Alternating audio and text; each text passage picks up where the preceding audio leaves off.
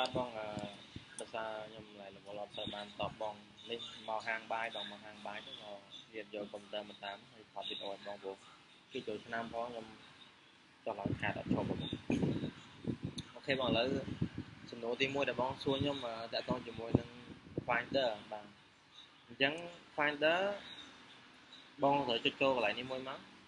បាទ Finder នៅពេលដែលករណីបងចុចទៅវាចេញអញ្ចឹងមានន័យថាអត់មានន័យត្រូវសេរីទេបងបាទអានេះគឺ sidebar វាអត់មានត្រូវសេរីណាតែបើសិនជាករណីថាវាអត់ចេញអញ្ចឹងបងត្រូវមកសេរីលើនេះបងត្រូវបើកទាំង Finder ហើយបងត្រូវមកកន្លែង view នេះមកបាទនេះគឺកន្លែងនេះបើសិនជាវាអត់ចេញបែបនេះបាទបងចេញបងចូលមកកន្លែង Finder ហ្នឹងអត់ចេញទេដូចខ្ញុំបង្ហាញហ្នឹងអាហ្នឹងបងត្រូវមកកន្លែង view មកបន្ទាប់មកបងត្រូវយកពាក្យថា show sidebar ដើម្បីឲ្យវាបង្ហាញចាបាទហ្នឹងសំណួរទី1គឺមានតែប៉ុណ្្នឹងឯងបងគឺ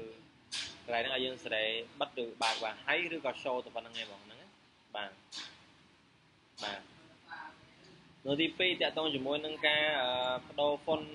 សម្រាប់សរសេរលើ Word Excel អូខេឥឡូវខ្ញុំបើក Word មួយដើម្បីឧទាហរណ៍បាទបន្តមកទៀតនេះខាងលើនេះបងខាងលើនេះគឺកន្លែងយើងផ្លាស់ប្ដូរភាសាបាទបងឃើញមានខ្មែរនិងមានអង់គ្លេសបងលើហ្នឹងឬក៏បោះបងចេញមិនចាំប្រាប់ខ្ញុំផងឬក៏បោះបងចេញបែបតង់ជាតិបាទបើតង់ជាតិកាន់តែល្អទៀតបងព្រោះហ្នឹងវាជា font NAIDA Unicode ខ្មែរបងហើយរបស់ខ្ញុំកំពុងតែបង្ហាញនេះគឺជា font ជា keyboard ខ្មែរដែលមានស្រាប់នៅក្នុង MacBook ឯងបងអញ្ចឹងណាអញ្ចឹងយើង skip sign in មកបាទ start view បាទអូខេទៀតហ្នឹងហើយជាមួយខ្ញុំសរសេរតាក់ទងមួយ Word Excel PowerPoint ហ្នឹងបងអត់ចាំបាច់ទៅនេះទេបងអត់ចាំបាច់ទៅបង្កើត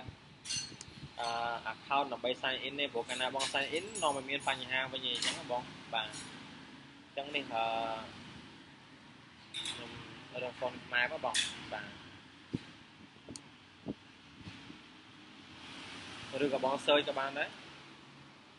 ឥឡូវយកខ្មែរ OS បាត់ដំបងមកបាទខ្មែរឲ្យបាត់ដំបងខ្ញុំដាក់ font ឡើងខ្ញុំដើម្បីឧទាហរណ៍សិនបាទដល់ពេលដែលបងចង់សរសេរខ្មែរនេះបងមើលមកខាងលើនេះជួរខាងលើហ្នឹងគេហៅថាបណ្ដោយបាអញ្ចឹងបងចុចនៅលើអា keyboard អង់គ្លេសមកឆ្លាស់មកខ្មែរមកក៏បានឬក៏បងចុច keyboard ក៏បានដែរ control ជាមួយនឹង space បង control space អញ្ចឹងខ្ញុំឧទាហរណ៍បងឯងនេះចុច control space ទៅវានឹងឆ្លាស់ keyboard ដូចគ្នាបាទគេវាដូរ keyboard ទេបាទដូចគ្នាណាបងឥឡូវវានៅខ្មែរអញ្ចឹងខ្ញុំសរសេរបាទដូចខ្ញុំសរសេរធម្មតាបាទសារកុំព្យូទ័រនេះអត់បានយកឆ្នាំងសាកមកឆ្នាំងសាកនេះសាកអត់ចូលបាទនេះឃើញទេបងបាទសរសេរធម្មតាបាទតែពេលបងចង់ឆ្លាស់មកអង់គ្លេសចុចអាហ្នឹងក៏បានឬក៏ control space ក៏បានដដែលបាទ control space មកក៏បានអញ្ចឹងមានតែប៉ុណ្្នឹងឯងបង